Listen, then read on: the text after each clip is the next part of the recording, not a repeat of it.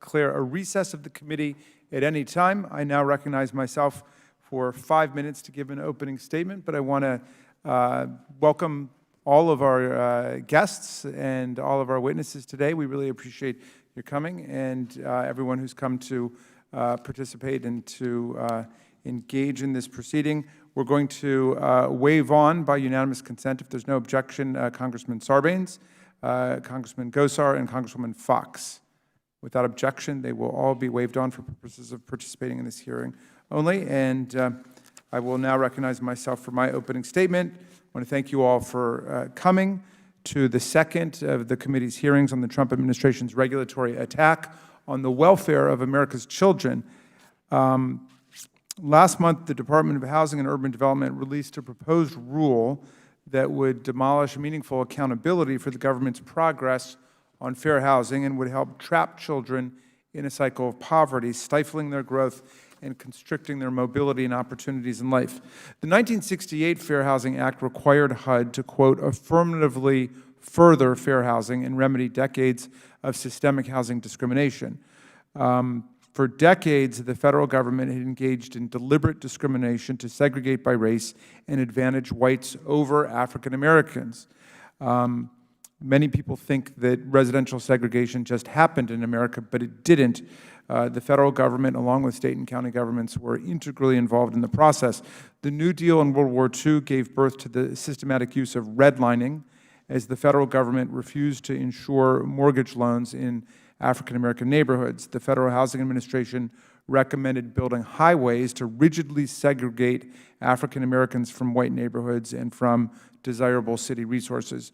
The government financed the construction of entire communities on the condition that the houses built there could not be sold to African-Americans and other non-white citizens. So the 1968 commitment to remedy this disgraceful record was a major and promising policy departure, but a 2010 GAO study found that HUD had added, quote, only limited value in terms of eliminating potential impediments to fair housing. The Fair Housing Act's key provision, therefore, lay essentially dormant for a half-century until the Obama administration moved to enforce it, to desegregate our communities and work towards fair housing.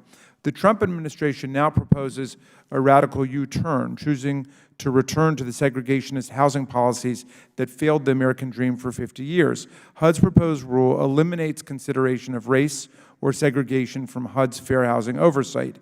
It eliminates the obligation of local housing authorities to identify and address discriminatory housing patterns. It destroys guarantees for community participation that allow people to engage in formulating the housing policies that shape their own experiences, and it prioritizes affordable housing in an isolated and abstract way, rejecting consideration of the quality of the neighborhoods that those affordable houses are in. In short, HUD is proposing to rubber stamp housing plans without serious accountability and without any eye towards making fair housing a serious national priority. A child's zip code should not dictate his or her destiny, but studies show that living in high-poverty areas has lifelong detrimental effects on a child's educational and employment prospects and long-term mental and physical health.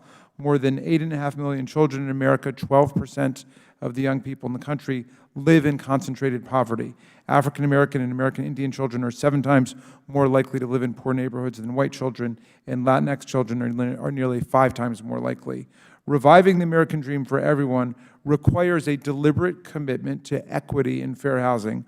President Trump's abdication of federal oversight means kids across America are more likely to get trapped in a poverty cycle of the government's making. Congress must push back against this dereliction of duty. I want to remind my colleagues of the promise of all of America's children. Our dear former Chairman Cummings spoke of the difference that a change in neighborhood made for his own ability to reach his potential in life. He said that moving to a high-opportunity neighborhood, quote, opened my eyes to a better world. I had the opportunity to attend integrated and high-quality public schools where I was inspired to excel. It is not an exaggeration to say that the housing moves my family made were critical to the tremendous opportunities I've had in my life. Many sociologists say that integrated neighborhoods create access to networks of social and economic opportunity which people may otherwise be deprived of. How many young people who could be inspired by Elijah's example are we failing by abandoning them and refusing our responsibility to ensure that every neighborhood in America is a neighborhood of real opportunity and diversity? We owe it to America's young people to hold this administration accountable for gutting the first federal effort in decades aimed at meaningfully enforcing fair housing and reversing decades of deliberate race segregation in how Americans live. I'm now delighted to recognize the ranking member, who today is Mr. Keller, the gentleman from Pennsylvania. We're delighted to have you sitting in, Mr. Keller. Thank you, Chairman Raskin, for holding this hearing today. Thank you, people that are here to testify, members of the testifiers here, and also the public to join us. We all agree there shouldn't be any conditions in public housing that would pose any kind of disadvantage or risk to residents, including children. I agree that we need to work towards solutions that empower state and local communities to invest in housing choices for all residents at all levels of income. I am proud that the American dream is alive and well thanks to the economic boom under President Trump. Employment is near an all-time low, and people across all incomes, education, and skill levels are able to secure high-paying jobs. Now we need to use the engine of capitalism to leverage funding to create more affordable housing and choices. After all, housing is part of the American dream. Burdensome regulations at state and local levels prevent building affordable housing units. Our local communities need to have a serious debate about how to create housing affordability and choice for all residents. The Obama administration rule was a burdensome paperwork exercise with no enforcement that would have done nothing to produce actual affordable housing. Unlike the Obama administration rule, the Trump rule relies on state and local governments as the driver to identify their own local barriers to housing affordability and propose solutions. The Trump administration rule recognizes that housing needs in Pennsylvania are different than housing needs elsewhere. It reduces regulatory burdens on communities while still holding local governments accountable for housing affordability. If local government continually fails to affirmatively further fair housing, their federal funding through HUD could be reallocated to communities who are doing a better job of providing affordable housing choices for their citizens. The Trump administration rule strikes the right balance between affirmatively furthering fair housing and allowing local governments to set priorities for their constituents. Thank you, Chairman, and I yield back. I thank the ranking member for his remarks, and I want to recognize that we have a new member to the Subcommittee on Civil Rights and Civil Liberties, Representative Deb Harland from the 1st District in New Mexico. We're delighted to have you with us and look forward to your participation and contribution to the work of our subcommittee. And with that, I want to recognize the chair of the full committee, Chairwoman Maloney, for her opening statement. Thank you. I want to thank my colleague and friend, Representative Jamie Raskin, Chair of the Subcommittee on Civil Rights and Civil Liberties, for convening this important hearing on the proposed affirmatively furthering fair house rule that guts fair housing accountability. This is the second in a series of 4 hearings examining the negative effects of the Trump administration's poverty, housing, hunger, and health regulations on children. As I've said before, the Trump administration is engaged in an attack on children. The administration should be creating economic opportunity and ensuring the health and well-being of our nation's children, but instead they've been prioritizing special interests. It's our job in Congress to protect all children from harmful regulations and ensure they have the resources to reach their full potential. Today, we will examine how the Department of Housing and Urban Development is completely abdicating its duty to promote fair housing. If this rule goes into effect, ongoing housing discrimination and segregation will continue to be swept under the rug, and HUD will end up doing far less to reduce segregation and expand housing opportunities for protected groups, further trapping children in concentrated poverty. Any effort to address fair housing should actively fight for a long legacy of discrimination and promote access to opportunity for our children. And I yield back. Thank you very much, Madam Chair, for those excellent opening remarks. And I now want to welcome our witnesses. Jorge Andre Soto is the Director of Public Policy at the National Fair Housing Alliance. Thank you for joining us. Ellen Lee has come all the way from New Orleans, where she's the Director of Community and Economic Development for the city. Thank you for joining us, Ms. Lee. Dr. Megan Sandel is at Children's Health Watch, the co-lead principal investigator, which is at the Boston Medical Center. Thank you for coming. Atira Griffin is the founder and CEO of Bond Incorporated. Bond stands for Building Our Nation's Daughters. Thank you for coming. And finally, we have Michael Hendricks from the Manhattan Institute. Thank you for joining us, Mr. Hendricks, as the minority witness. And with that, each of you is given 5 minutes, and I'm going to ask to swear you in if you would stand and raise your right hand if you would. Please be sure to speak directly into your microphone, and without objection, your written statements will be made part of the official record, and you are limited to 5 minutes, but then, of course, we'll be following up with questions, and I know that the members have a lot to talk to you about. With that, Mr. Soto, you are now recognized to give an oral presentation. Chairman Raskin, Ranking Member Keller, and members of the subcommittee, my name is Jorge Andres Soto, and I am Director of Public Policy at the National Fair Housing Alliance. Thank you for the opportunity to testify here today and for your engagement on this issue.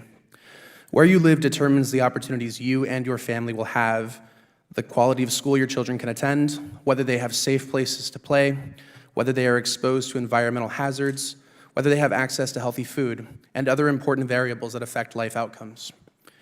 With the passage of the Fair Housing Act, Congress made a promise that every neighborhood would afford children all of the opportunities that they need to succeed. Regrettably, that promise is under attack as the Trump administration works to undermine the protections under the Act. HUD's proposed affirmatively furthering fair housing rule fundamentally undermines and conflicts with the intent and purpose of the Fair Housing Act. It will undoubtedly perpetuate residential segregation, racially concentrated poverty, and the harms to children that result. Residential segregation and racially concentrated poverty in the United States were and still are by design. The forced displacement of American Indians and westward expansion policies, the institution of slavery, Jim Crow policies, the segregation of people of color in post-depression public housing, and their exclusion from homeownership programs created by the Homeowners Loan Corporation and the Federal Housing Administration, the proliferation of deed restrictions, restrictive covenants, exclusionary zoning ordinances, and redlining, the institutionalization of people with disabilities, and the willful disregard of the Fair Housing Act's AFFH provision all created the segregation that defines and limits our neighborhoods and communities to this day. The federal government played a consequential role throughout all of this history, and the Act's AFFH provision was explicitly written to right those wrongs. It states that recipients of federal housing and community development funding must use those dollars in a manner that furthers the Act's policies. And in 1972, the Supreme Court reaffirmed that the Act recognized that where a family lives, where it is allowed to live, is inextricably bound up with better education, better jobs, economic motivation, and good living conditions. However, it was not until 1995, 27 years after the Fair Housing Act was enacted, that HUD adopted the first AFFH rule. The 1995 rule required jurisdictions to conduct an analysis of impediments to fair housing, take steps to overcome those impediments, and maintain records about both. HUD provided little guidance, no actual oversight or accountability measures, and no resources to jurisdictions to ensure that the federal dollars they used in their neighborhoods were being spent to advance the goals of the Fair Housing Act. The Government Accountability Office, HUD, local officials, and fair housing advocates alike agreed that the 1995 rule was a failure. In 2015, HUD adopted an AFFH rule that addressed all of the weaknesses GAO identified, and it included additional provisions to ensure that jurisdictions could meaningfully advance fair housing goals. The 2015 rule provided a clearer definition of what it means to affirmatively further fair housing, an analytical framework for fair housing plans, a uniform set of data to inform local analysis, a regular schedule by which plans were to be conducted, and required a robust community engagement process to ensure fair housing issues could be brought to light and included in fair housing plans. The rule, for the first time ever, required that fair housing goals be incorporated into consolidated plans, PHA plans, and annual progress reports. It also required that plans identify and prioritize fair housing goals with metrics and timelines to assess progress towards accomplishing those goals. In diametric contrast, the proposed rule before us eliminates any requirement for jurisdictions to assess local residential patterns of segregation. It does not require a data-driven approach and provides no planning tools to help grantees tackle barriers to fair housing. It ignores the intersection between housing and other key indicators of opportunity that exist as a result of housing and community development decisions, and it requires no meaningful community engagement to give the public a voice in identifying and prioritizing fair housing goals. Simply put, the proposed rule does not satisfy the requirements of the Fair Housing Act. It would allow jurisdictions to certify compliance with the Act even if they fail to address discrimination or perpetuate residential segregation and racially concentrated poverty. This is not a fair housing rule. Instead, it reflects an endorsement of the segregation and racially concentrated poverty that have produced harmful health, educational, economic, and social outcomes. Our nation's children deserve so much more. Thank you. I look forward to your questions. Mr. Soto, thank you for your admirably cogent and concise presentation there. Just very quickly, when you say AFFH rule, what does that stand for? That's Affirmatively furthering fair housing. It's not a fun phrase. So affirmatively furthering fair housing rule. Yes. Okay, so when we say AFFH, we're talking about the rule which compels the government to affirmatively further the fair housing values. That's right. Okay, very good. Ms. Lee. Good afternoon, Chairman Raskin. Good afternoon, Chairman Raskin, Ranking Member Keller, Chairwoman Maloney, and members of the committee. Thank you for the opportunity to testify before you today. My name is Ellen Lee, and I serve as the Director of Community and Economic Development for the City of New Orleans.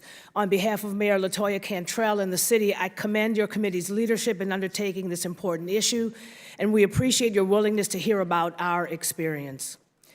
The 2015 AFFH regulation provided new and updated guidance as well as data tools for jurisdictions to use in the production of an assessment of fair housing.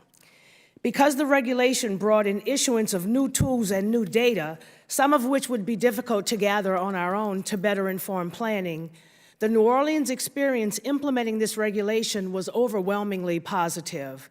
The benefits of this process were realized in greater efficiencies, better planning and mapping capabilities, and enhanced decision-making for our local government.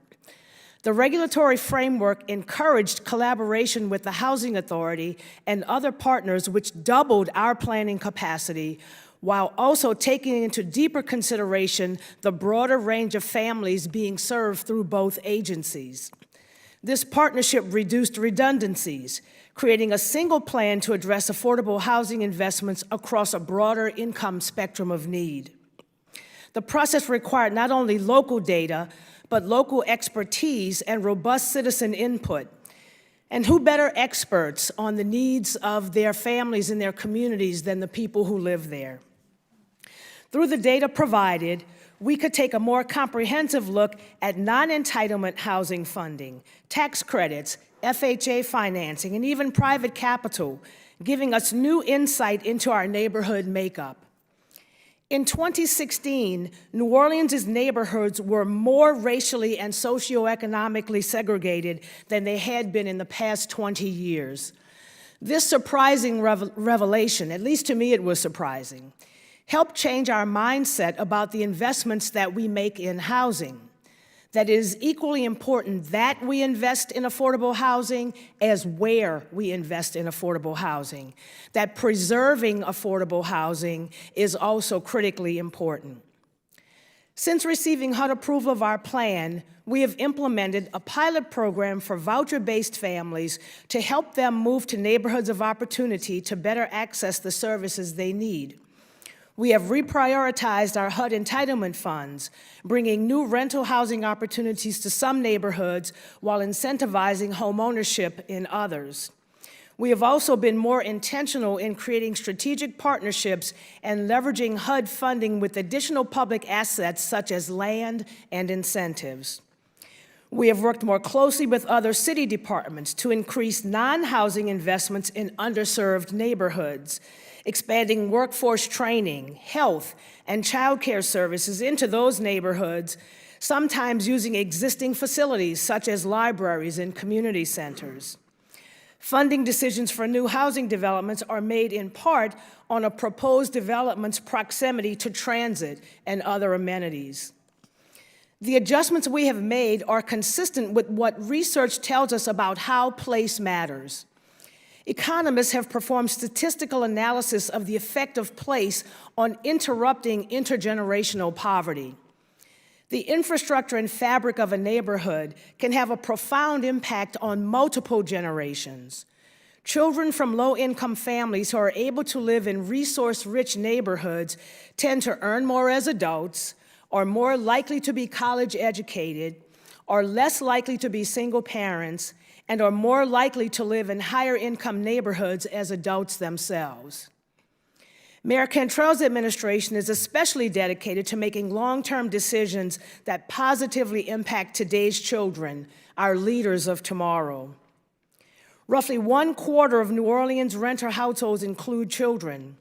Studies demonstrate that housing quality can significantly impact children's health and school performance. Substandard housing conditions are often correlated with respiratory conditions in children, leading to hospitalization, missed school days, and lower school performance. Besides the physiological effects of hazards on health that lead directly to lower literacy rates, health and learning outcomes for children are also negatively impacted by disruptions associated with frequent moves that often accompany living in substandard housing. The decisions we make today are the tomorrow we build for our children. I thank you for the opportunity to speak with you today, and I'm happy to answer questions. Thank you very much, Ms. Lee. I appreciate your excellent testimony. Dr. Sandel. Thank you, Chairman Raskin, Ranking Member Keller, Chairwoman Maloney, and the distinguished members of the House Oversight and Reform Subcommittee on Civil Rights and Civil Liberties. Thank you for inviting me to speak today. My name is Dr. Megan Sandel. I work at Boston Medical Center, and I serve there also as the co-lead principal investigator of Children's Health Watch, and I co-direct the GROW Clinic for Children. Throughout my more than 20 years of clinical practice and research, I have documented the importance of how housing impacts the health and development of children and their families. But I'm here today not only as a pediatrician. I brought my 13-year-old daughter, Maeve, with me because what I want for my patients is the same opportunities that my children currently enjoy. I want this for all children because the scientific evidence is clear.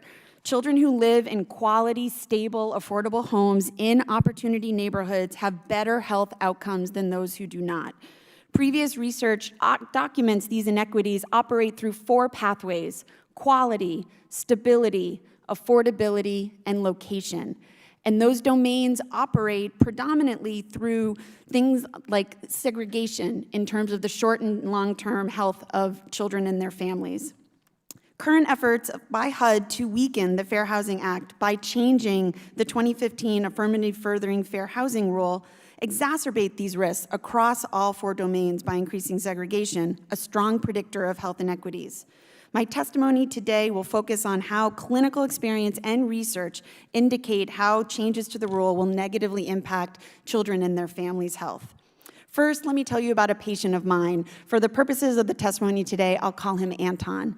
So when I first met Anton when he was 2 years old, but he had not outgrown his 12-month-old clothes yet. He was diagnosed with failure to thrive, which is a commonly known disease for children that grow as expected. He even met the World Health Organization definition of malnutrition for age. Anton and his family were living in a concentrated poverty neighborhood in Boston. His family were consistently having trouble making ends meet. His mom was working multiple full-time jobs and wasn't able to get a long-term full-time job because of lack of childcare. Anton's mom confided in me she was not only worried about Anton, but she was worried about his older sister that wasn't doing well in school. After 2 years, Anton's family was able to convince a landlord in a suburb outside of Boston to accept their mobile voucher. His mom gushed to me about the new neighborhood. She said, "My children can now sleep through the night because they're not hearing gunshots. My kids can go to local parks and now be able to play. And my daughter is able to do better in school because she doesn't have to share a textbook." And so Anton was then able to enroll in a local preschool because there weren't miles-long waiting lists. And then he was able to grow and thrive and eventually be discharged from my clinic. This is the power that a stable, affordable home in a neighborhood connected to opportunities can have for kids and their parents to reach their full potential. But honestly, Anton and his family weren't able to reach that until after 2 years because of housing discrimination. We need a stronger rule, not a weaker rule, to make housing opportunities available to all families like Anton's. The 2015 Affirmative Furthering Fair Housing Rule was specifically designed to strengthen the oversight of agencies and communities. The rule provided evidence-based tools to assess discrimination and develop concrete implementation plans and a timeline to address those problems. The current administration's proposal would undermine the effectiveness of the rules by replacing this evidence-based approach with a checkbox system that lacks sufficient detail for assessing discrimination. As a researcher and a physician, I know the importance of accurate measurement. It allows for diagnosis of problems. It allows for accurate adjustments and treatment plans, and it allows for measurement of ultimate success. The Fair Housing Act sought to address deep-rooted inequities, preventing both individual discrimination in housing and addressing historic patterns of segregation. The health inequities associated with residential segregation have been extensively documented, from mortality and education gaps to differential access to green spaces and healthier foods. Most American metropolitan areas remain moderately and highly segregated, with areas of concentrated poverty and fewer opportunities. My own research emphasizes this in the city of Boston. In 2016, we used a tool to assess opportunity in neighborhoods, and my colleagues and I found that 3-year-old children living in the lowest opportunity neighborhoods had a higher prevalence of high blood pressure, a measure of biologic health and stress, than children who lived in higher opportunity neighborhoods. As a pediatrician, I can prescribe medical treatments that respond to clinical symptoms, but in the case, the most effective medicine for treating my patients isn't found in a pharmacy. What my patients need for a healthier future is a stable, decent, affordable home in a neighborhood of opportunity. We need evidence-based tools to ensure that it is systematically enforced, and maintaining those tools are needed for the 2015 rule. We must actively promote opportunity and not check a box. Dr. Sandel, if you could just wrap it up. The children for America deserve that for their health. Thank you. And thank you very much for your testimony. Ms. Griffin, coming to you. Good afternoon, Chairman Raskin, Ranking Member Keller. Thank you for the opportunity to testify today. 14, the number of times my family moved throughout my childhood. And now I'm sure you're asking why. My mother, like every parent in America, was determined to give her children the best she could afford. She didn't know this would turn into a never-ending quest for a safe, affordable, resource-rich neighborhood, taking us across the city of Baltimore and even as far as Ohio. Generations upon generations of Black and brown families have been left to chase opportunity due to the federal government's failure to keep one simple promise made in 1968. Access to fair housing. 14 neighborhoods, 10 zip codes, and in each one, I was a different child. My first neighborhood, where my great-grandparents settled, was and still is considered a Black enclave. I remember riding my big wheel down the tree-lined street and playing in the park with my brother. My school was well-funded, top-rated, and just a short walk away. I excelled in school. I even won a dramatic reading contest. We were a tight-knit, cheerful, healthy, and thriving community. Black neighborhoods and communities of color can flourish, but how? Our neighborhood was surrounded by predominantly white neighborhoods in the top middle portion of the white L, a term coined by Dr. Lawrence Brown, where better health outcomes, transportation, schools, and food access are centered due to white concentrations of wealth. Our community tertiarily benefited from decades of investment in white communities only because of our geographic location in the midst of them. We need intentional investment. By the time I was 6, we were priced out. We moved to what felt like a different world on a block with 2 abandoned houses and no trees. Different neighborhood, different child. Before, I fell asleep to the rhythmic sound of crickets. Now I fought for sleep through the consistent pop of gunshots. New rules came with our new neighborhood. No playing outside. Come straight home after school. Stay away from the windows. I hated the food. Nothing was fresh, Everything was in a can, box, or bag. I began to struggle with courses once easy for me. My brother now needed learning supports. My mother was under constant stress, depressed, and showing signs of hypertension. I was diagnosed with asthma due to pollution and higher heat indexes. My mother's salary was just high enough to disqualify her from receiving housing support, but low enough to be priced out of neighborhoods with better living conditions. One summer, as I played with my dolls, our front door was kicked open. I jumped to the other side of the living room and hid behind a chair. A man rushed through the door, then a blue blur a few seconds behind him. They ran through our home and out the back door in our kitchen. I can still hear my mother's screams. No apology, no explanation, or even acknowledgement of what happened. At 8, I learned our family, our neighborhood, our community was invisible, dispensable, and often blamed for its conditions. We packed up our house and moved in with my grandparents. Different child, different neighborhood. I learned a lot from my grandmother, Veronica. She spent 24 years working at the Housing Authority of Baltimore City, poring over thousands of applications from families for housing. She shared her frustration with the lack of clear federal frameworks and support to ensure all families could thrive. Even while battling stage 4 pancreatic cancer for years, housing for these families was still urgent for her. I wonder if my grandmother's push to implement measures to disrupt racist housing policies would have moved the needle forward in Baltimore. Unfortunately, her battle with cancer and fight for fair housing ended in 2002. I am here to carry my grandmother's legacy further. I give voice to her experiences and those on the ground fighting for solutions to prevent 14 moves in another child's life. Inequity is baked into our national housing system and can only be changed by reverse engineering the policies propping up this system of oppression across America. We must proactively evaluate how we invest in communities and in whose communities we choose to invest. It is easy to say these regulations cause too much paperwork or cost too much. Those farthest from the pain have the luxury of philosophizing about it. Today's children and families do not have that luxury. My grandmother died not having that luxury. I leave you with a variation of the Maasai tribe greeting for grounding. I hope it will help you make the best decisions for the children and families across America. How are the children when no fair housing exists? Thank you. Ms. Griffin, thank you very much, and I want to thank you for your very detailed and moving written statement that you presented to us, as well as what you just presented now. Thank you very much. Mr. Hendricks, you're recognized for 5 minutes.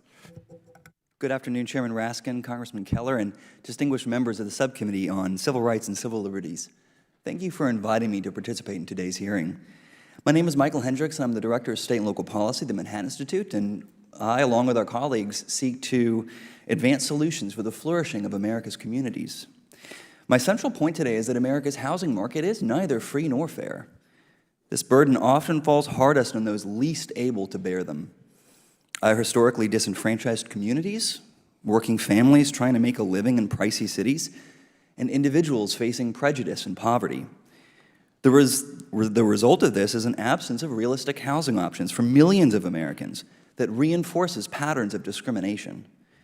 In 1968, when then-Senator Walter Mondale was speaking in favor of the Fair Housing Act he helped to author, he stated that simply prohibiting discrimination, quote, would not overcome the economic problem of those who could not afford to purchase the house of their choice, end quote.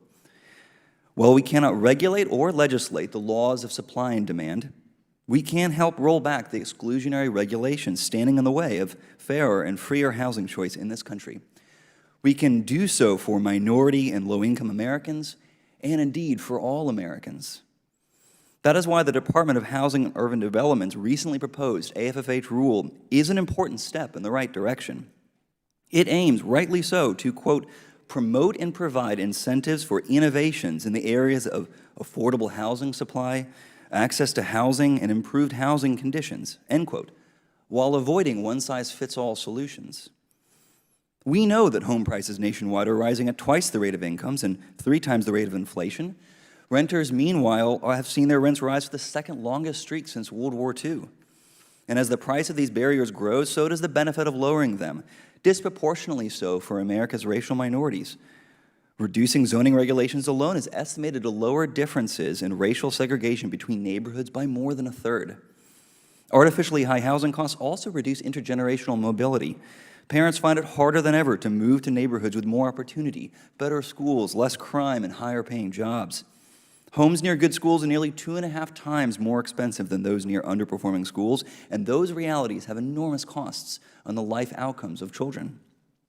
With the state of housing in America and the recently proposed AFFH rule, it is reasonable to ask whether the Fair Housing Act is achieving its goals 5 decades on.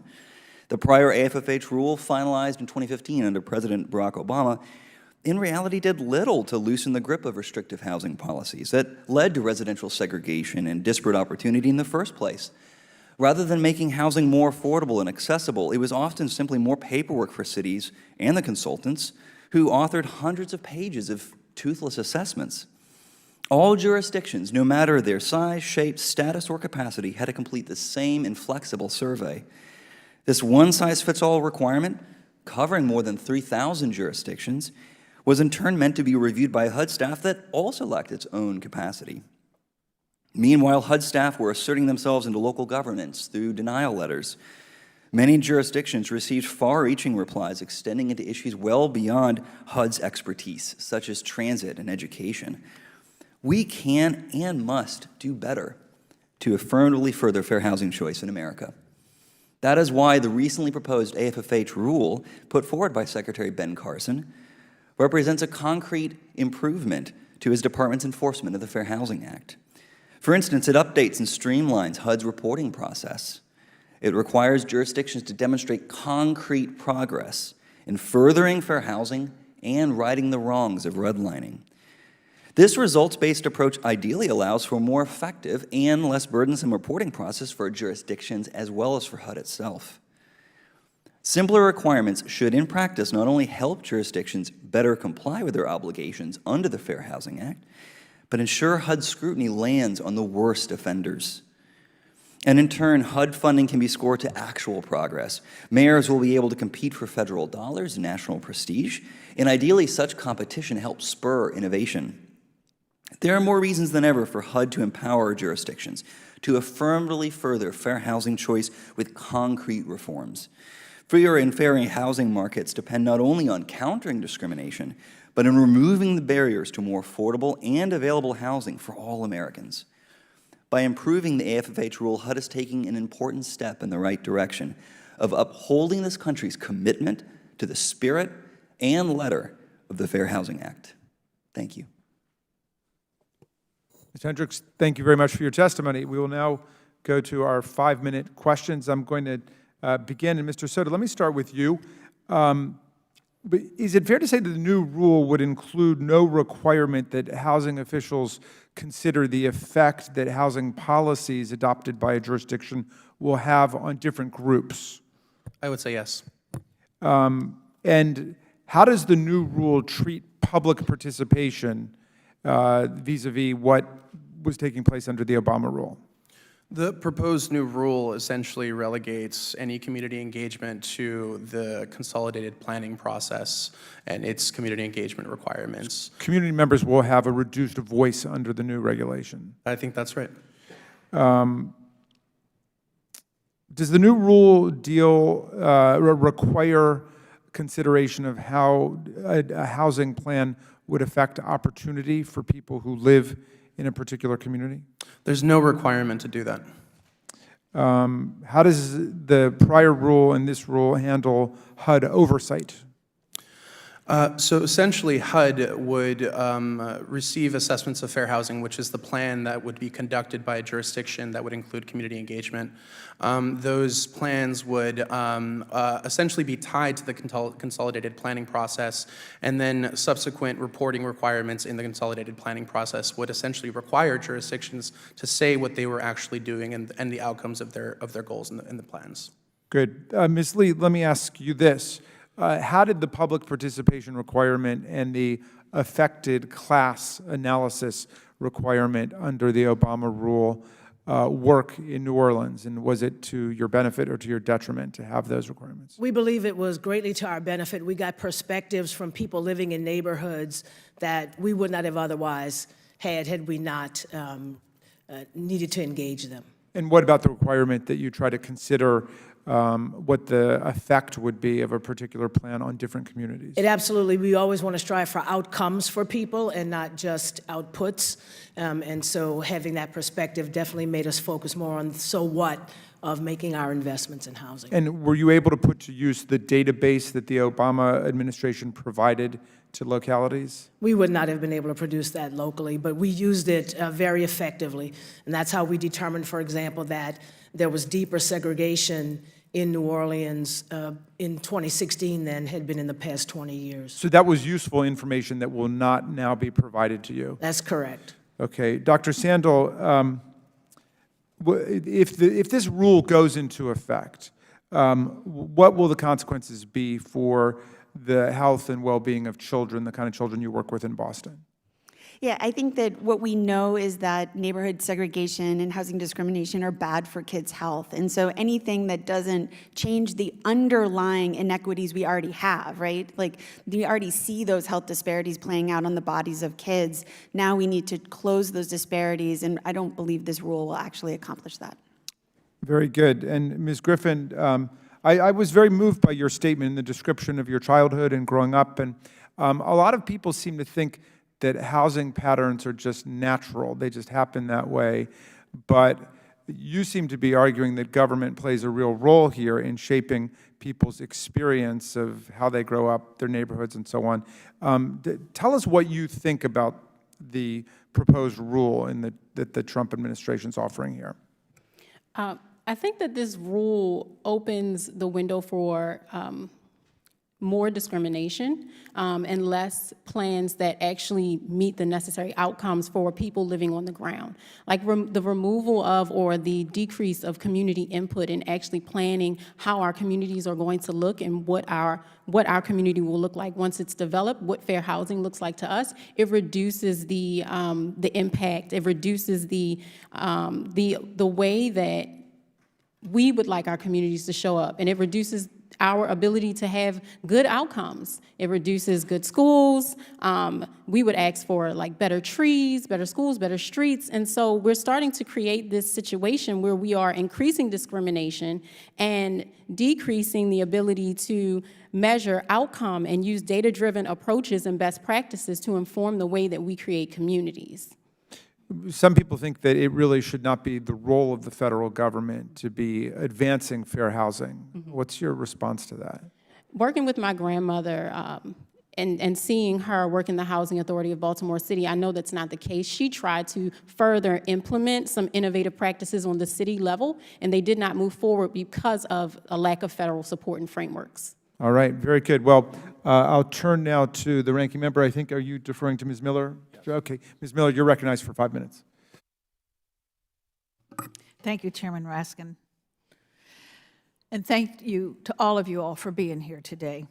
Housing is an issue that affects all Americans in districts big and small, rural and urban. A lack of housing affects each of our districts and our constituencies.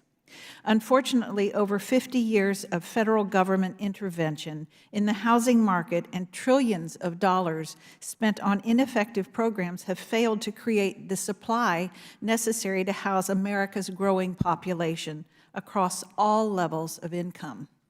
Congress must come together to cut burdensome and generalized federal regulation and instead empower the local communities who know the issues that their towns and cities face, to make the decisions that are best for their own citizens.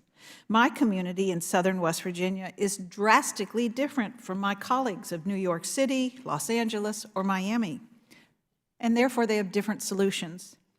I've been an apartment owner and manager for over 35 years, and I know the difficulties that come with management, rent, and tenant concerns. We've all seen time and time again that one size really doesn't fit all. Let's work together and return this power to those who will be able to do the most good in our United States of America. Mr. Hendricks, what difficulties do rural communities have when it comes to the housing supply compared to more urban areas? Thank you, Congresswoman Miller. As you said, every locality across America is different, and one-size-fits-all solutions from the federal government often do not work to address the real problems that America's housing market has. I agree with my fellow witness that who better knows than the people who live there, I believe is what was said, for what can be done in, say, a rural area as much as New Orleans to provide affordable housing options for every person who lives there. Why has a focus on promoting the construction of only low-income housing failed to alleviate the housing crisis across our country? There are a number of regulatory burdens that those who produce new housing face, and those regulatory burdens, whether they're land use restrictions or fees, apply not only to market-rate private developers, but to those providing affordable or moderate income, or even those providing public housing. So unless we reduce the exclusionary rules that stand in the way of providing housing for all Americans, we can't provide more affordable housing in any form. So then why has apartment construction focused more on higher income developments instead of housing for families of all incomes?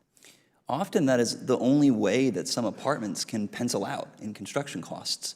When it costs hundreds of thousands of dollars, regulations add hundreds of thousands of dollars under the cost of the construction of a single apartment unit, simply adding a parking requirement to an apartment in San Diego could add $50,000 to that apartment unit. When that occurs, it's difficult to construct any apartments that are affordable for the common man or woman, and that's a difficulty that we must reconcile ourselves to if we want more affordable housing options for more people. Well, I've even found that the difference in where I live, people want to know if the parking's covered or not covered, and here it's how much does it cost? It's just an entirely different thing.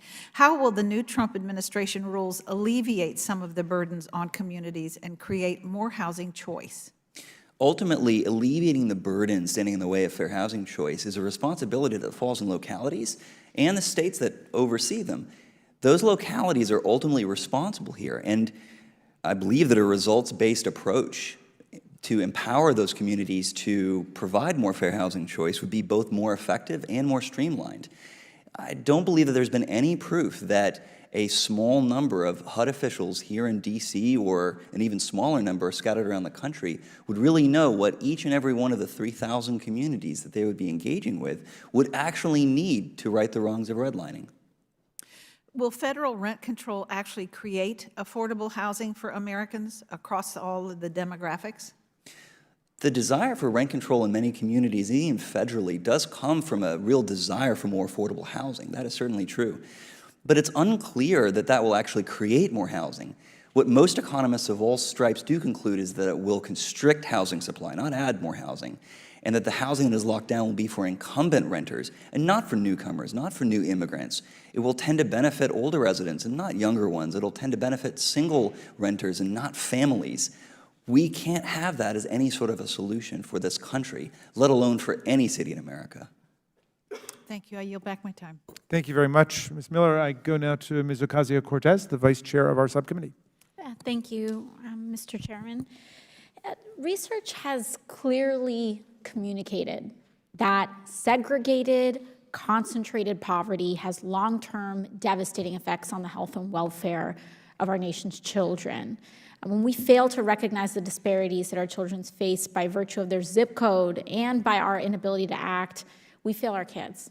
And for so often, my own life experience, the zip code that a child is born in determines so much of that child's destiny. The Child Opportunity Index is a study that analyzes the neighborhoods across America on the quality of their schools, green spaces, food, air, health insurance, your quality of life. And it ranked neighborhoods from 0 to 100. And a report that was just released this month, in January of 2020, found that the strongest predictor of child neighborhood opportunity was race and ethnicity. Not income, not zip code, not anything else that people pretend it is. But the number one predictor was was race and ethnicity in a predictor of child income. That's across 100 of the largest metro areas. The score for neighborhoods where white children live is 73 out of 100. Where Hispanic children is compared to that is 33 out of 100, and for Black children, it's 24 out of 100. This is not a coincidence. Housing issues are racial justice issues. Mr. Soto, from a historical perspective, how did we get to a place of such drastic inequity for children of color? I think that if you look at the entire history of this country, you'll see that segregation and racially concentrated poverty that results from that was very much by design. I mentioned earlier the history of segregation, the history of slavery, the history of Jim Crow policies, the way that New Deal and other programs that were intended to increase or create home ownership and also create public housing were all segregated, not actually open to people of color in any way. And what you see is if you look around a number of different places across the country and you look at a map of today and you put over a redlining map that were used by the Homeowners Loan Corporation, that were relied upon by the Federal Housing Administration and by the private market to exclude those neighborhoods and those redline communities, you'll see that they're very similar from when the Fair Housing Act was passed and before.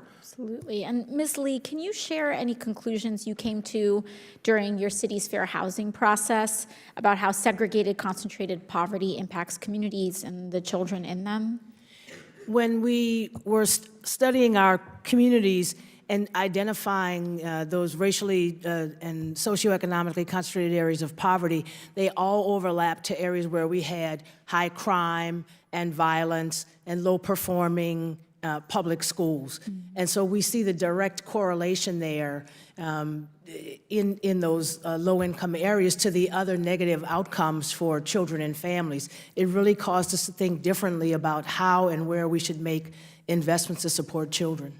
Thank you. And Ms. Griffin, how do these racial dynamics play out on the ground in a community like Baltimore? You know, for so often people talk about statistics and these disparate outcomes, but I think a lot of people don't understand what this actually looks like. And I know how it looks like in my backyard of the Bronx, but I'm interested in your lived experience.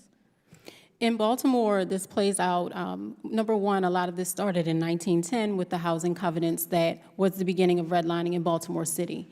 And so it started with blocks, and they blocked off each block, coloring it a certain color to designate what race could live on that block.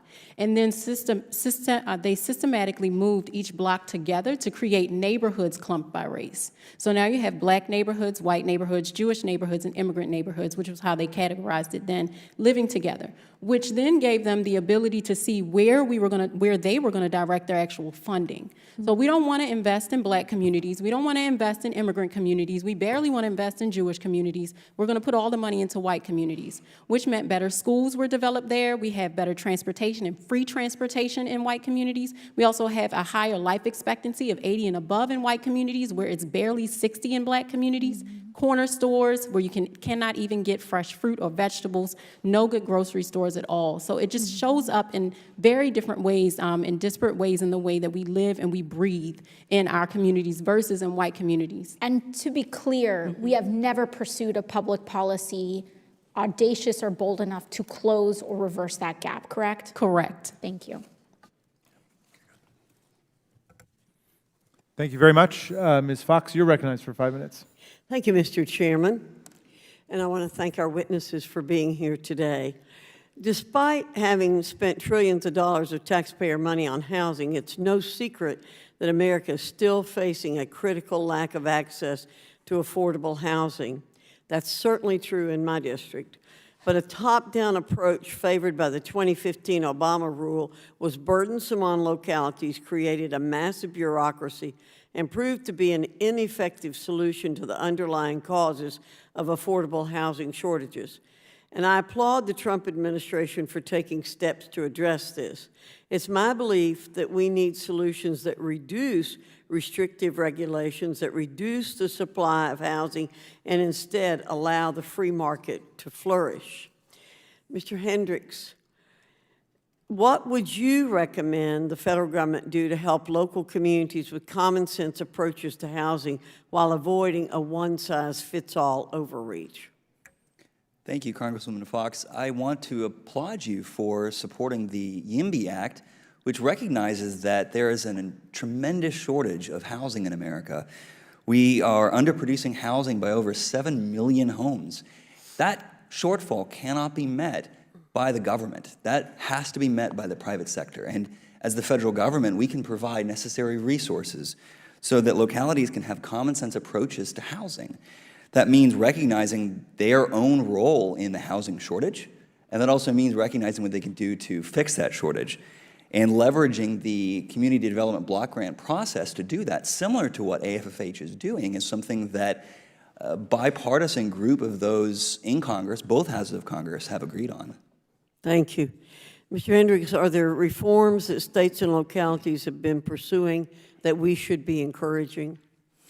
Absolutely. We see across this country, on both coasts, in the middle of this country, no matter our politics, we see incredible reforms to re-legalize housing of all shapes and sizes. California, we see Oregon, we see many other localities allowing for backyard cottages to be developed. We see North Carolina even imposing a 15-day business limit for building permits involving small family dwellings, and not just single-family homes, duplexes as well. Those sort of reforms are what we should be applauding and what we should be encouraging, helping localities learn from one another. Thank you. Do you think, I believe, that the private market is able to address affordable housing shortages? I believe that they are not only able, but that they desire to. We see companies even now sprouting up, like PadSplit from Georgia, that wants to allow people who live in single-family homes to be able to rent out rooms there to create mini apartment buildings in single-family home residential areas. Now, maybe not everybody wants that, but if somebody chooses that, we should be able to have the freedom to do it. And unfortunately, you have local laws that stand in the way of that. If persons are not part of the same family, they can't live under a single-family home's roof. Those are the kind of common sense reforms that I think we can make progress on. Well, in your expert opinion, how would the Trump administration's rule impact housing for children? Partly what we've heard from everyone in this panel is that by allowing free and fair housing choice, we can allow families and their children to not be stuck in neighborhoods of low opportunity. And right now, we have high housing costs, all too often in areas of high opportunity. And there's no amount of HUD overreach or forced displacement of individuals that will fix that problem. We must make it more affordable for people to be able to move and to move into neighborhoods that they choose to move into. The federal government can play an important role in informing families on where they could move to opportunity. But if they're not lowering the regulatory barriers to introducing more affordable housing, that doesn't do us much good. Well, I thank you. I want to give you an example of something that's happening, not in my district, but in a neighboring district and in a county I hope I would be able to represent in the future. I was at Western Piedmont Community College a couple of weeks ago, and they are planning to build a great big building where they would work on teaching people to do building trades and create affordable housing within those buildings, at least the shells of those, that could then be moved on to lots. And there's a huge shortage of housing in that one county. And so the community college and the private sector entities are working together to come up with ways to solve that. So I see those kinds of things happening. I see tiny homes being built and zoning ordinances changed, as you mentioned, to allow those. So I think a lot is going on, and what we need to do is encourage the innovation that's happening all over the country. Thank you, Mr. Chairman. You bet, Ms. Fox. Thank you. And we now come to Representative Norton from the District of Columbia.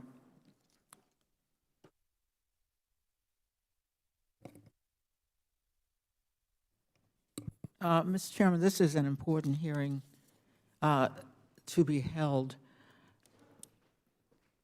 We have had success from other equality acts passed, largely the ones in the 1960s. We remember that for housing in particular, perhaps more failure than progress, is at the time of Reconstruction, of the Reconstruction Acts, housing was included, fair housing was included, but of course there was no enforcement mechanism at the time. But look at the difference between, let us say, the Voting Rights Act, and we're trying to reenact that now, but there's no question that it had an enormous effect on the rights of African Americans to vote, especially in the South. Or look at the 1964 Civil Rights Act. It was my great honor to enforce the employment discrimination part of that act, the Equal Employment Opportunity Act. Workforce looks very, very different than it looked at the time that act. So you had two successful Civil Rights Acts. Then we come to the Fair Housing Act. And tragically, we only got it in the first place. Because remember, we're talking about 64 acts. We finally get the 68 Fair Housing Act when there was the great tragedy of the assassination of Martin Luther King, Jr. It had a provision, much like the provision I enforced under the equal employment laws. It had a provision mandating affirmatively furthering fair housing. I take that as the functional equivalent to affirmative action, which I enforced as a part of the 1964 Equal Employment Opportunity Act. So my question, I suppose I should start with Mr. Soto, or any of you would be qualified to answer this question. Has there been any evidence, in whatever administration, of affirmative action to reaching out and understanding that the act means don't just not discriminate, but do something to eliminate discrimination? Speak about the affirmative action, whether it has ever occurred and whether it's occurring now. I can start with that. Thank you so much for that question. I think it's important to recognize, that the Fair Housing Act's AFFH provision had never really been meaningfully even regulated until 1995, when there was the first affirmatively furthering fair housing rule. Up until that point, jurisdictions were not really required to do any form of analysis or assessment of how they would meet the mandates of the Fair Housing Act. And as I mentioned earlier, the 1995 rule didn't actually have any accountability measures in it that would tie the way that jurisdictions would use the community development dollars that they had to the way that they actually spent it and require any sort of outcomes. So I would say that there's a long history in which the government actually was completely inactive in requiring enforcement and implementation of the AFFH provision. I would add that in New Orleans, we were required to complete the analysis of impediments to fair housing choice, but that was a very different analysis of those impediments versus an affirmatively furthering fair housing, an assessment of fair housing, and what are the actual steps, strategies, and processes that would be taken to overcome those impediments and create more equal and fair housing access. The previous administration did have a fair housing rule. That's in 2015. Mr. Soto, or any of you, since then, is there any record of anyone having lost federal funding because of action or failure to act under the Fair Housing Act? I can answer that. There is no record of that since the proposed rule was taken, and the reasoning behind that is because HUD had a really important understanding that this was a very new thing for jurisdictions to have to undergo, and it recognized from the get-go that jurisdictions would need support, and they would need to have a series of maybe back and forth where an AFH might not have met the standards necessary under the rule and under the act, but nevertheless, jurisdictions would be able to improve upon those. So the intent behind the rule was to get jurisdictions to start thinking about the ways in which their investments affect opportunity, not to remove funding that would then actually harm the communities that jurisdictions were trying to serve. I don't understand. So you don't think there was an intent to remove funding? I think that it was always an option that HUD could take if jurisdictions chose to not pursue their mandates under the Fair Housing Act. Thank you very much, Mr. Chairman. I might add that until some administration, after all the preparatory action you've taken has been done, until some guts are put into this act because somebody loses funding, I don't expect anything to happen. Thank you very much. Thank you. The chair now recognizes Mr. Keller of Pennsylvania. Thank you, Madam Chair. And again, thank you to the witnesses for being here today.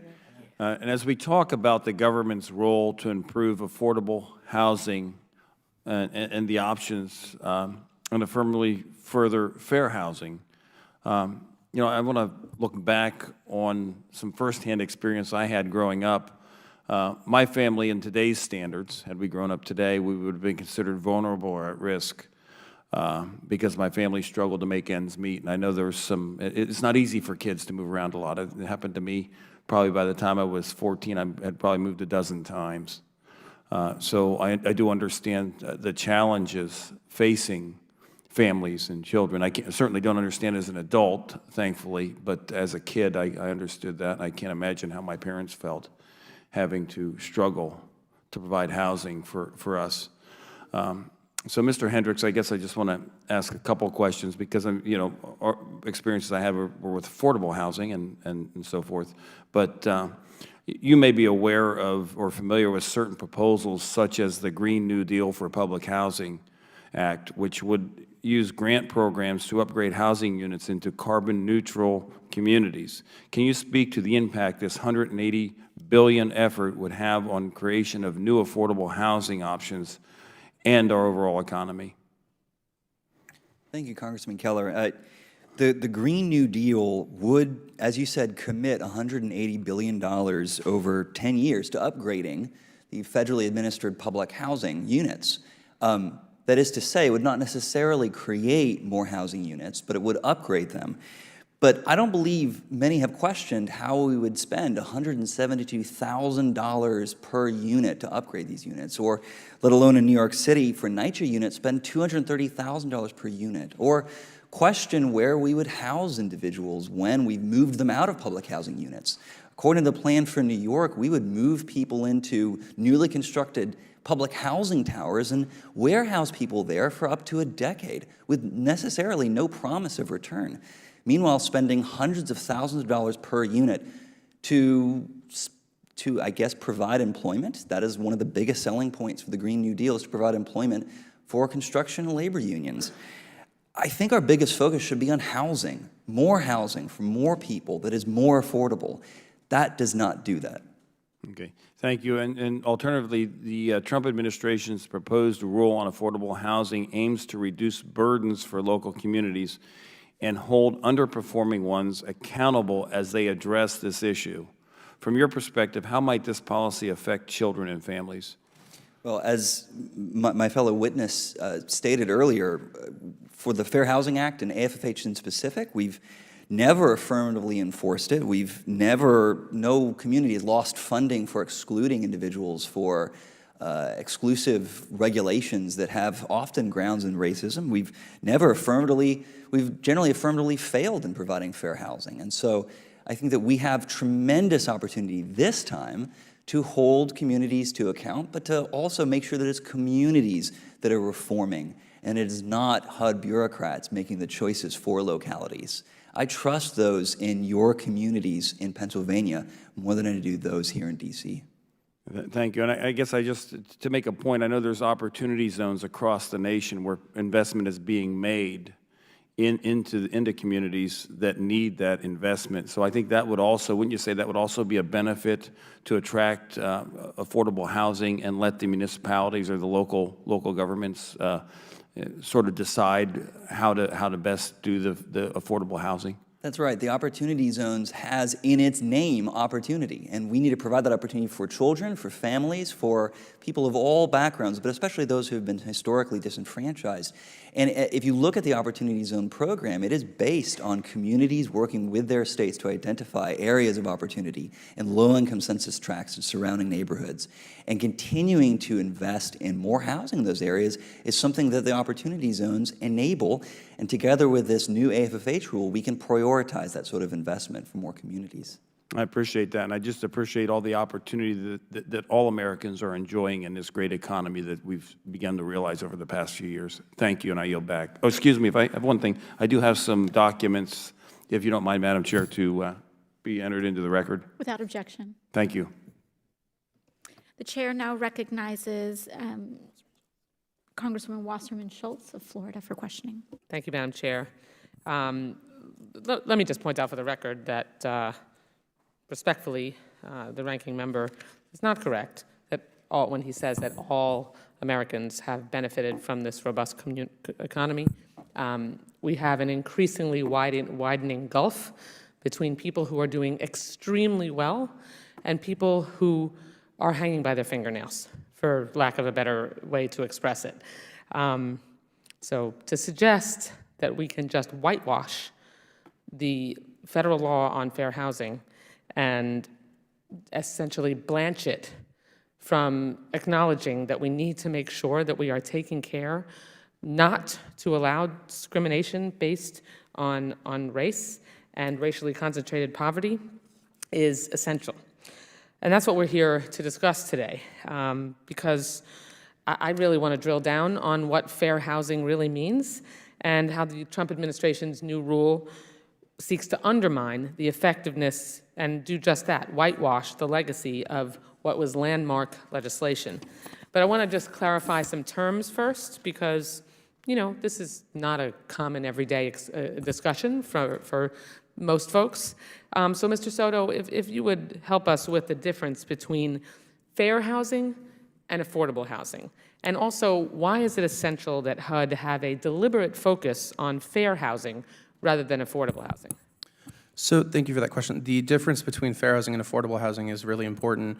You can have affordable housing that is not accessible to people of color, to people with disabilities, to other protected classes. So the just the mere existence of affordable housing doesn't mean that it is fair, that it is accessible to people. And what would make it not accessible?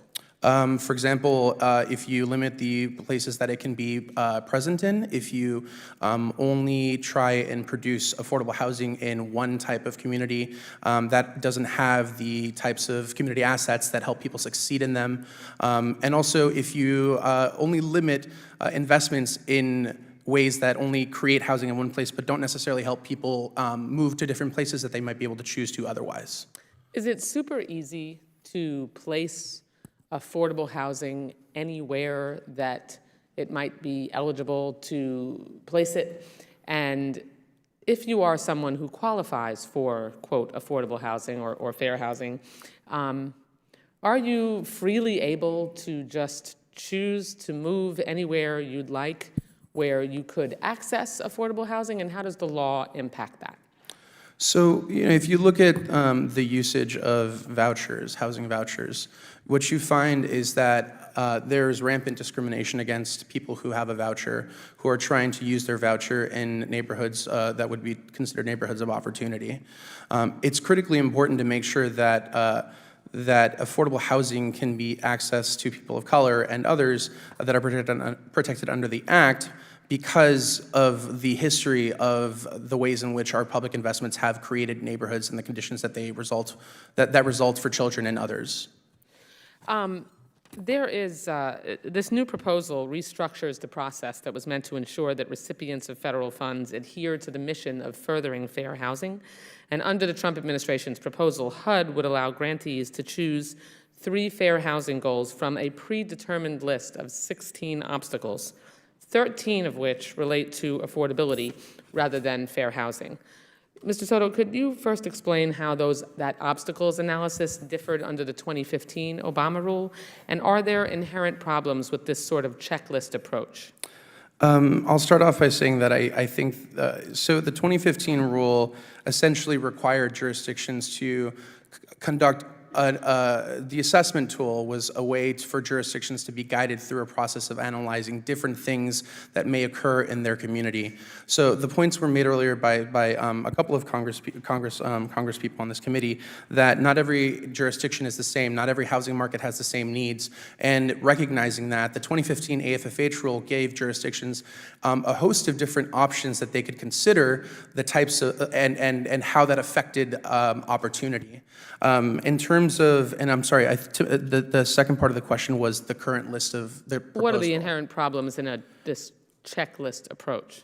So, first of all, like you mentioned, the overwhelming majority of those have nothing to do with access for any of the protected classes under the Fair Housing Act. Beyond that, there's nothing in the proposed rule that compels jurisdictions to fix any of those problems. And if I can just jump in as my time is expiring, essentially, and this is, please let me know if you think this is accurate, it demands no accountability. It does nothing to end the disparity in opportunity in our neighborhoods. It can only be described as yet another attack by the Trump administration on civil rights, one that will have a detrimental impact on children, on child poverty, housing, hunger, and health. And Madam Chair, I will tell you, I am fortunate to represent a district that really has a higher middle to upper middle class and even wealthier population. I mean, the cold reality is that the chances of locating affordable housing and or fair housing in most places in my district are somewhere between slim and none. I've watched it happen. And if you further gut and make it harder than it already is because of the NIMBY attitude of far too many people, because there but for the grace of God go I, it will be nearly impossible, and it's extremely difficult already, for people who are struggling to find an affordable place to live that is not discriminatory in nature. And thank you for your indulgence. I yield back the balance of my time. Thank you. The chair now recognizes and welcomes to the subcommittee for the first time Ms. Harland of New Mexico. Thank you, Madam Chair. And thank you all so much for being here this afternoon. As a career-long community organizer, I understand the value of ensuring everyone in any community has a chance to participate in our government. My concern, along with many fair housing advocates, is that this new rule diminishes the level of public participation guaranteed to people seeking to influence fair housing in their neighborhoods. And my first question is for you, Ms. Lee. Whose voices are most likely to be lost in the process without a robust public participation requirement? It's the voices of those most directly impacted by the discriminatory practices, by the segregated neighborhoods, the neighbors that are isolated from opportunity. And so I feel like if those people don't have a representative or an advocate to speak on their behalf, it's basically up to them. They're on their own. Yes. As a practitioner, how did engaging participation as required in the 2015 regulation impact the community? I think the community in New Orleans really felt empowered to be participating. We partnered with other fair housing advocates and agencies to really get a broad group of community stakeholders. Like sometimes people don't want to talk to the government, And so we were able to partner with other advocacy organizations to do a couple of things. One, help to break down what was going on into more relatable topics so that people felt more informed. It's like people say, it's one thing to say you can come and sit at the table. It's another to provide me with the knife and fork to actually eat and participate in the meal. Thank you. Thank you, Ms. Lee. Ms. Griffin, do you believe community members care about their housing situations and, if afforded the option, would engage with local governments to provide valuable direct input into the plans? Absolutely, and I've seen it happen in Baltimore. I've been in meetings where there have been over 100 residents come because this was when the 2015 rule had been passed before it was taken away in 2018. So this was 2016. Two separate communities, hundreds of members in the room talking to folks who were going to redevelop that community about the steps that were going to be taken. And they came several times. So not only will they will come and participate and ask questions and inform the process. That's excellent. Ms. Griffin, if the mothers in your program were able to attend a fair housing public participation meeting in Baltimore like the one required in the 2015 rule, what would they be asking for in terms of fair housing? I'm so glad you asked that question, and so are they. First, they would ask for quality buildings that do not look like military barracks. Second, they listed out that they would like to have a space, because I've asked my moms this before, they would like to have a space, a community that's developed holistically. So a park. Investing in the school is a part of the requirement to be able to redevelop this area. Figuring out how to make sure we bring good grocery stores to the area that have fresh produce. Making sure that they also have access to a community center with a pool, a fitness center, and community rooms used for classes that have STEAM, language development, career development, and academic supports. A transportation upgrade, because transportation is a huge issue when you talk about fair housing and where we locate our people. And making sure that they're not split up in a neighborhood that is underneath of a bridge or through highway development. And also ample street lighting and ensuring that at least 50% of the apartments or houses in that area are actually affordable, and having an ability to have a rent-to-own program for an on-ramp to home ownership. Because we're not just talking about getting into a house and renting it, we're talking about ownership and creating generations of wealth within communities who have been locked out of it. Absolutely. Thank you. Thank you so much. I come from a community where housing was an afterthought. Native Americans went through eras of assimilation where they were essentially uprooted from their communities and sent somewhere else because the federal government felt that they needed to break up their communities. My mother, as a result, was raised in the Indian camp in Winslow, Arizona, in a boxcar. So when they assimilated Indians to work on the railroad, they didn't necessarily think about the housing they would have, so they took a group of boxcars, lined them up, put a chain link fence around it, and the funny thing is that my mother and her parents, they made that work. But continually, communities have been an afterthought. That's evident in your communities, in my communities, and you can ask the descendants of the Long Walk and the Trail of Tears whether the federal government thought about the housing they would have when they got to the other location. So I thank you for all the work you're doing to help people to find a way to have safe and affordable housing for their families. And I just want to say that all citizens have a right to participate in this process, and the President's rule effectively silences the very communities that the Fair Housing Act was enacted to protect. And that's shameful, in my opinion. We must push back on the abdication of fair housing process and stand up for families' rights to have a voice in their housing community. And thank you all again so much for being here. Madam Chair, I yield. Thank you. And the chair now recognizes Ms. Presley of Massachusetts. Thank you, Madam Vice Chair. Thanks to you and the chair for convening this important hearing today. And thank you to our esteemed panelists, experts, both based upon lived experience and areas of study and research. A special shout out to Dr. Megan Sandel, who's with us today. She's an esteemed pediatrician at Boston Medical Center, which sits in the heart of my district, the Massachusetts 7th.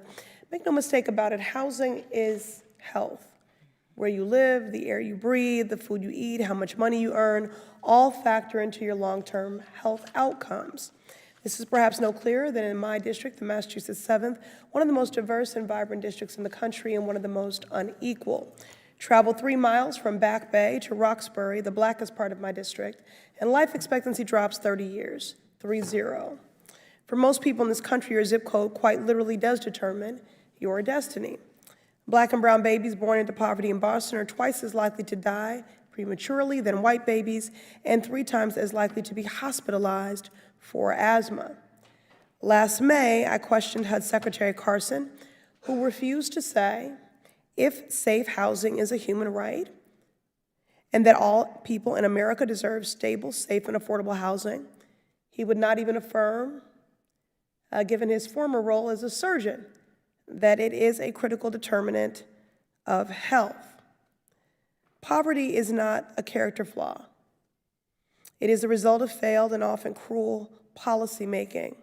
As far as I'm concerned, this is how HUD is currently conducting itself is completely contradictory to its mission. And these proposals are punitive and abusive. This is child abuse. This is elder abuse. This is abuse, period. par for the course with this administration, where the cruelty is the point.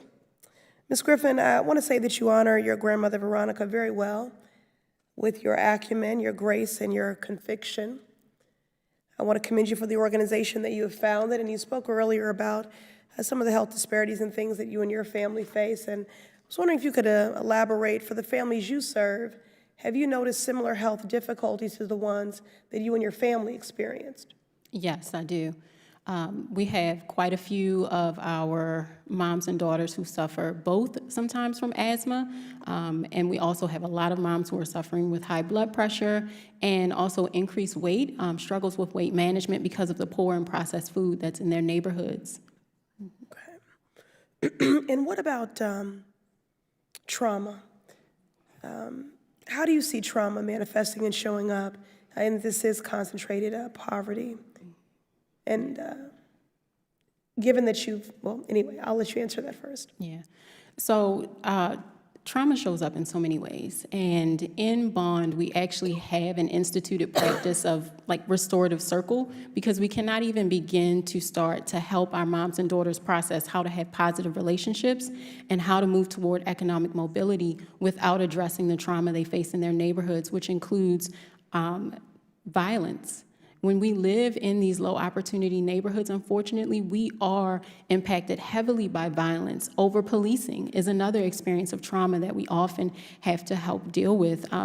Also, rejection, because our moms are struggling every single day to try to provide for their children. And if they're looking for a new house, if they're trying to get another job to help support what they want their girls to have, and they're often rejected, that causes that mom to have a dejected, depressed personality. So we deal with depression, we deal with low self-esteem in our girls, just because of the generational impacts of living in poverty and being forced to live in those areas without having access to fair and equitable housing. That's right.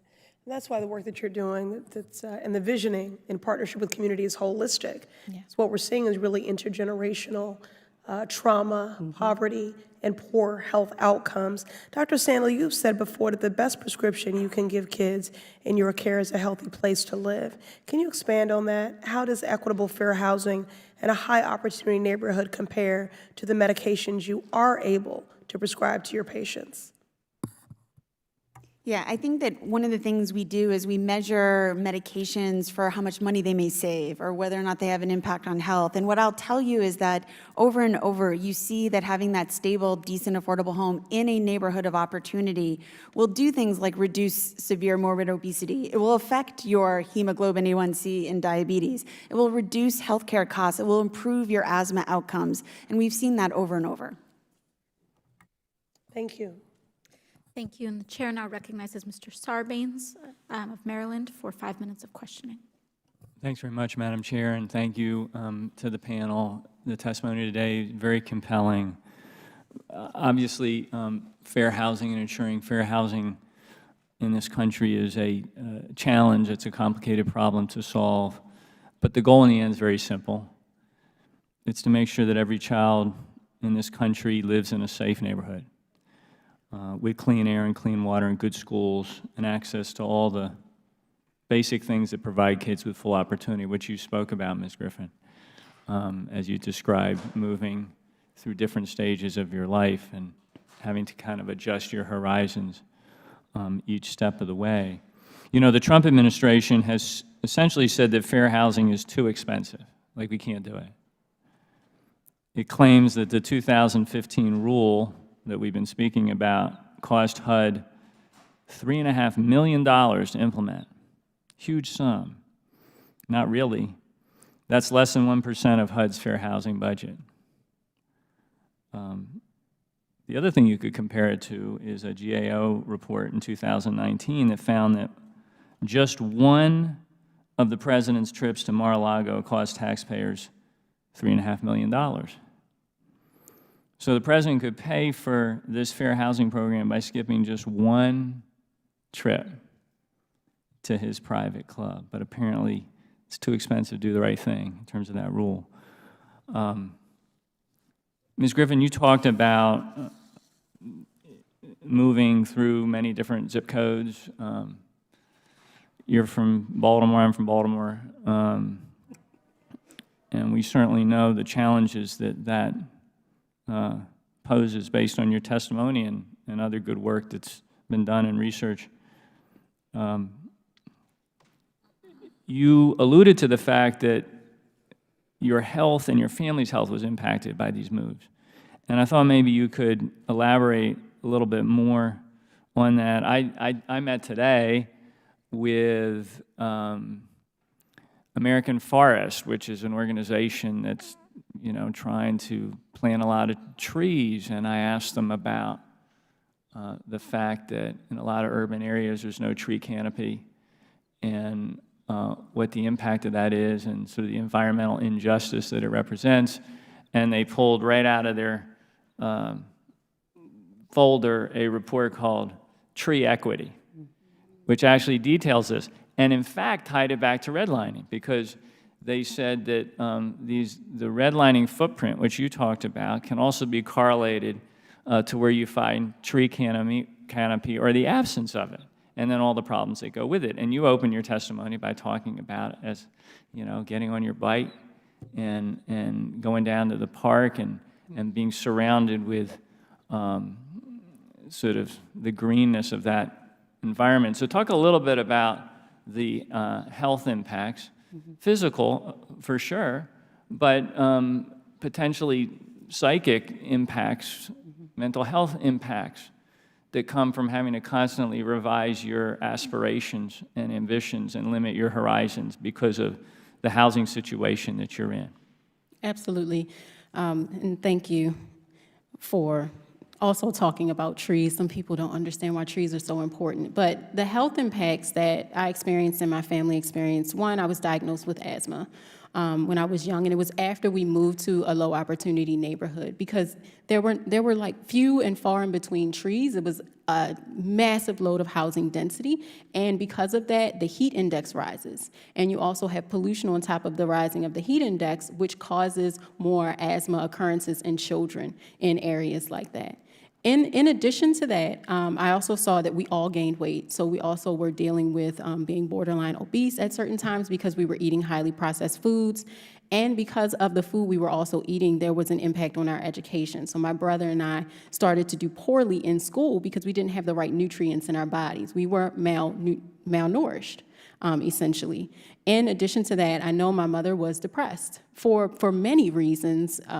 The fact that we had to live in a neighborhood like that, trying to find a good home, trying to keep her household safe. So you're thinking about this fight or flight mode that people go into when you live in spaces like that on a day in and day out basis. It puts you in high stress levels, which causes also heart conditions, and then you have high blood pressure that can also come from that, so hypertension. And we saw this throughout our family. So not only did my mother have those issues, my grandmother, my grandfather, and then my brother was diagnosed with diabetes as well. And so it's just rampant throughout many generations in our family, the health impacts of living in low opportunity neighborhoods. Thanks very much. I yield back. Thank you. And, I think as we close out this hearing, we truly would like to thank all of our witnesses for the expertise that you all have offered today. I would be remiss if I didn't address earlier critique of legislation that I had introduced regarding the Green New Deal for public housing. And I would simply like to say that housing is not just an ability to sleep somewhere. It's the ability to be safe, the ability to be healthy. There are a lot of people, as I go home to my district, there are children that are coughing up blood in their public housing facilities because they are being poisoned by lead and asbestos. And there are a lot of folks here that will tell us that it's too expensive for them to live their lives justly. It's too expensive for their buildings to be cleaned. It's too expensive for them to breathe healthy air and drink clean water. But those are the same folks who are often saying that we will pay ourselves back by giving the corporations that are often poisoning our families a tax cut. And justice has no price tag. I think it's important that we internalize that, because the depravity of those conditions, as you stated so eloquently, Ms. Griffin, we are internalized in our self-worth. When you have black mold on your walls and you go to sleep with a draft because there are holes in your walls, when you're virtually sleeping outside, you start to think that it is because you are less than. But it is just simply untrue. But our government has treated and discriminated people as less than, and we have never made up for that injustice.